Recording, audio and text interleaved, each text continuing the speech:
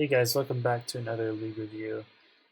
This time we're going to be doing the 1000s reading. This is between Goddess of the Hollow, aka Leandry, who recently came back. Welcome back, Leandry. We got a Sad Boys signature here, but Leandry's a good player. She does a lot of she's played a lot in the past and is like consistently 10k to 11k or yeah 1 to 1.1k. Yeah, so her current rating is 1051, but I saw her in the low 1100s earlier. She's a great player. And we also here we have T-Tam 4200, otherwise known as just T-Tam.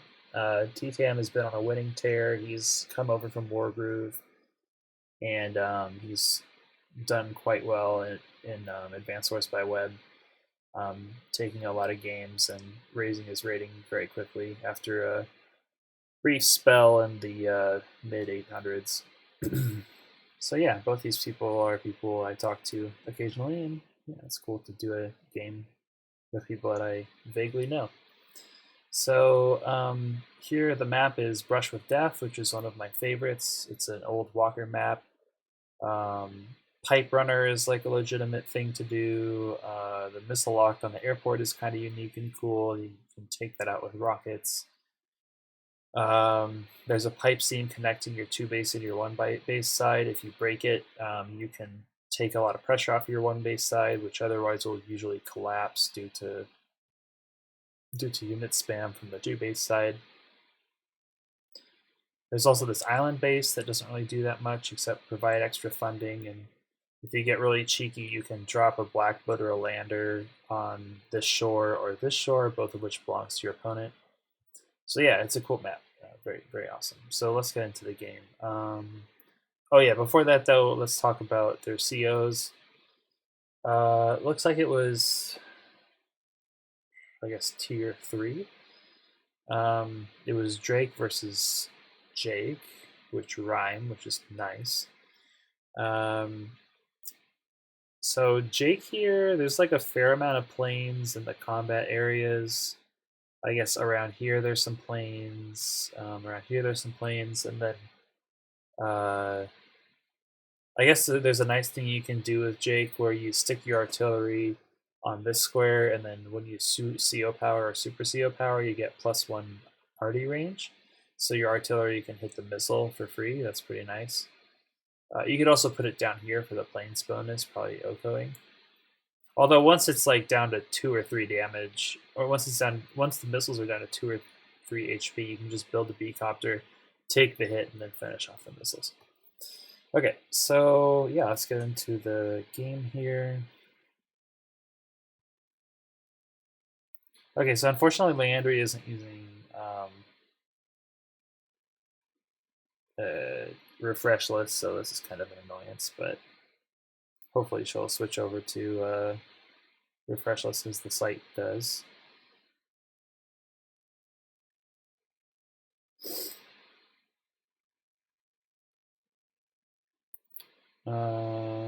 So far, like, yeah, I don't know. I kind of think that the opening here, there's like a lot of options from your 1 base side in terms of like what you capture in what order.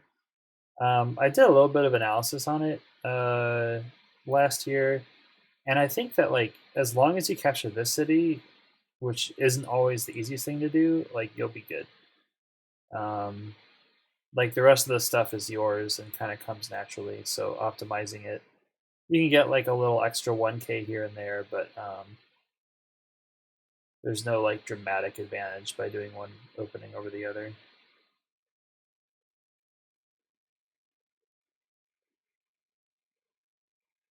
See, because right here there's a possible interrupt, and the interrupt here is pretty nice because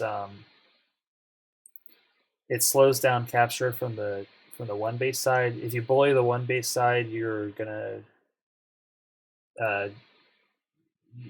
there's a higher chance that they collapse faster. So I'd be a fan of here for Gray Sky to bully the one base side. Take a shot from the top, so that there's no follow up hit available, and then go from there. Because there's really nothing else this infantry is. I mean, it can capture here, so that this infantry can capture here. But I'm a fan of the small bully. Okay, no bully. It's okay. It's just a small just a small interaction that I'm a fan of, but you don't have to do it. So it looks like TTAM opened with artillery. We'll see if it gets to be active as soon as it gets to its final square. Right now, it looks like the squares it wants to go to are blocked by the tank. So maybe tank and then artillery flipped around would have been better, but I'm not sure. We'll see what this artillery does. Oh, unless it sticks in this corner and then already locks this city. That would be kind of nice. Oh, it's not. Oh, okay, okay. It can still happen, but yeah, okay, okay. Already locks that city, gets the interrupt. So yeah, that looks like pretty solid. And then the tank can go here or onto the city. Thankfully, tanks cannot capture city. Luckily, tanks cannot capture HQs. So yeah, already like pretty sophisticated, like already locking interrupt from TTAM. That's not something that you see most players with. How many games? Yeah, most players with 42 games don't go over stuff like that. So yeah, TTAM showing his experience in Wargroove.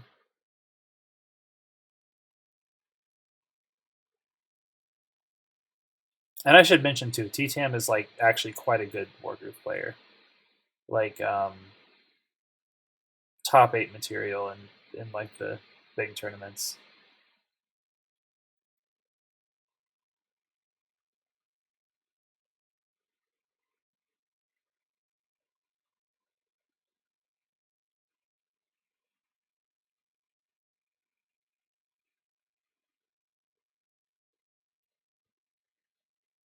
Okay, so let's reevaluate where we are at the end of this turn. Okay, so TTAM showing that he's been. Oh, hold on, let's go back one. So TTAM is showing that he's been playing a fair bit of matches against 800 level players with his mech spam. I'm just kidding. So yeah, the mech spam here, answer to the tank spam. I mean, you already have one tank for each tank, so my personal preference is for these 3 mechs to be another tank.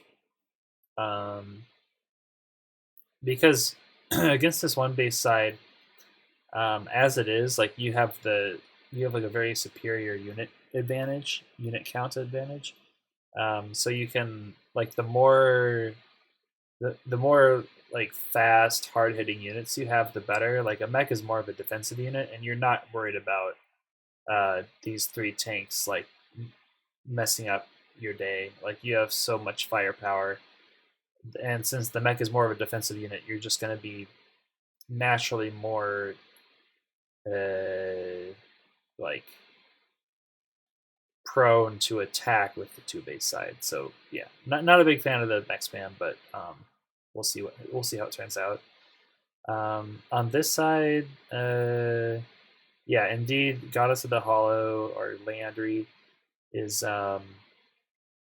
tank spamming up, so she needs to have a response to the medium tank, which is a excellent build here because it sort of slows everything down. And Leandry only has 1 artillery at the moment, which is the medium tank's natural counter. Okay, so Leandry actually goes for a pretty significant attack. So why did it? Oh, okay, right. So yeah, an interesting thing about this, part of the reason why the 2 base side wins over the 1 base side so often is because you have two towers on your side. So if you have if your CO has vanilla 100 attack, the two towers crank it up to 120, which is the magic number for two hit KOing tanks onto tanks on cities. So that's exactly what she does here. This is on a one tower map. This kind of technique is reserved for something like Lash attacking from planes or Max or Grim. Not that many COs have this kind of attacking power, but you do have this kind of attacking power on Rush of Death. So yeah, she kills this tank, occupies the city square, goes in a bit. Crucially, she keeps her important vehicles away from the mech attack. And also, everything is out of range of the medium tank for now. So, yeah, and we'll see what the rocket does. Leandry could either opt to move the rocket here and then kill off the missiles, or she could just immediately send them to the front line to counter the medium tank. So yeah, so far I think this looks like a pretty solid attack from Leandry.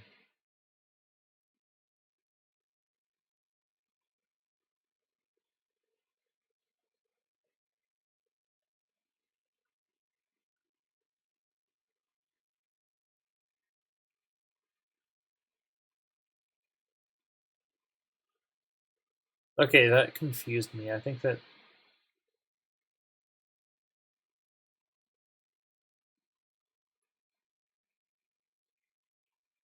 so that mech did that much damage to the recon?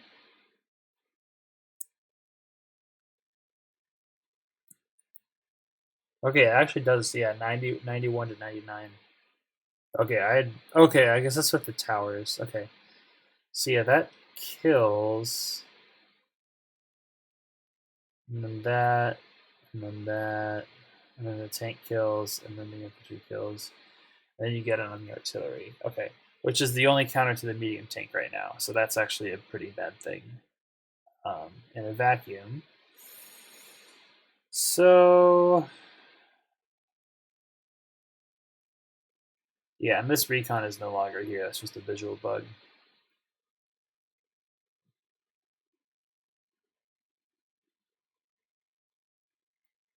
Okay, so I wish that we had the play-by-play here, but we don't.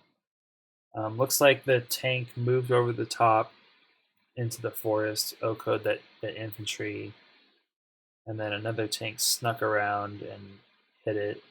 So it's kind of a concave formation, which is nice.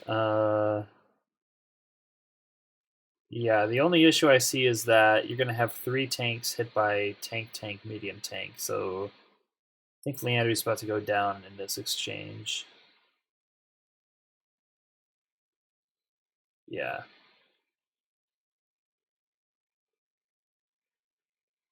But the good news is that Leandry does pick up two properties.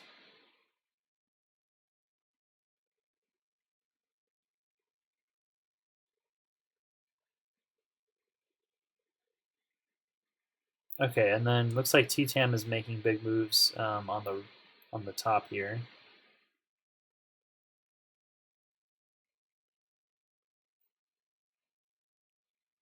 Okay, yeah. So moving the rocket up just seems like it. Uh, well, I'm not really sure. It's kind of tough to say. But I guess my first instinct was to move the rocket down here so that you have a counter to the medium tank on the table.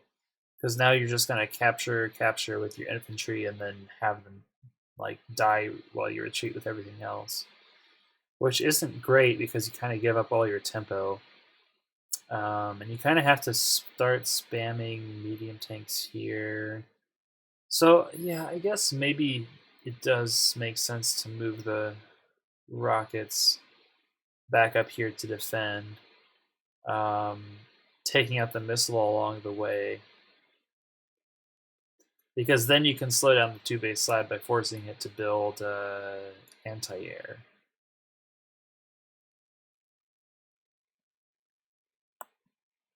Oh, is there a resign here?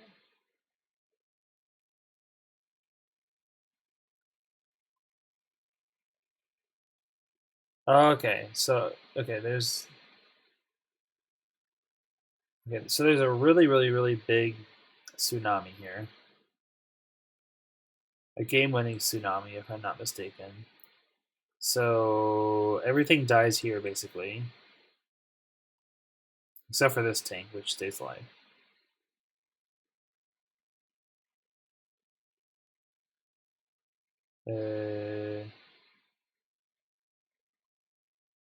And then what happens over here?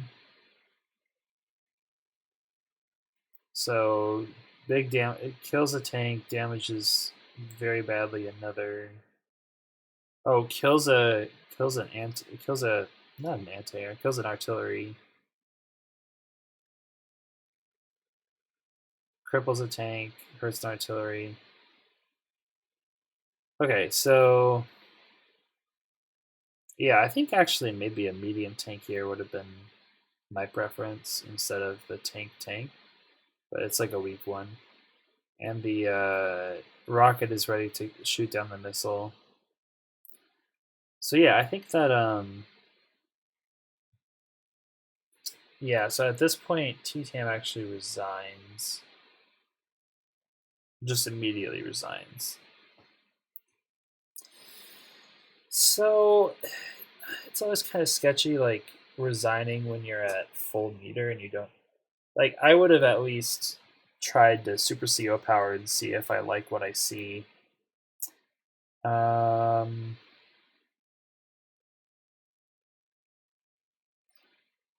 so TTAM is down a bit in unit count, but he can get that right back with doing some damage here. Like medium tank hits this tank.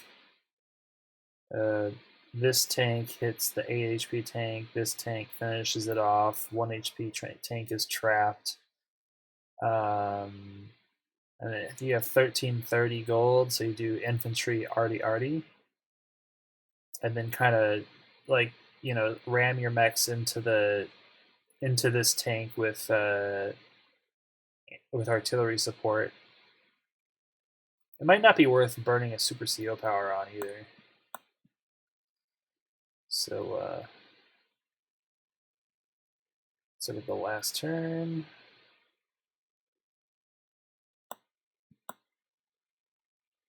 Okay, so you actually would want to super CO power in order to hit these tanks. So it would be a pretty lackluster super CO power, but it would get you back in the game. So yeah, I told Leandry when she showed me this a couple weeks ago when the game finished, and my opinion there is the same that it is now that I've looked it over. I still have the same opinion, which is kind of an early resign. Like I get that you feel that you're down, but really a good super CO power here, and you're really not that down. So yeah. Cool. So yeah, that's all for the 1000 game. Next we'll have the 1100 game.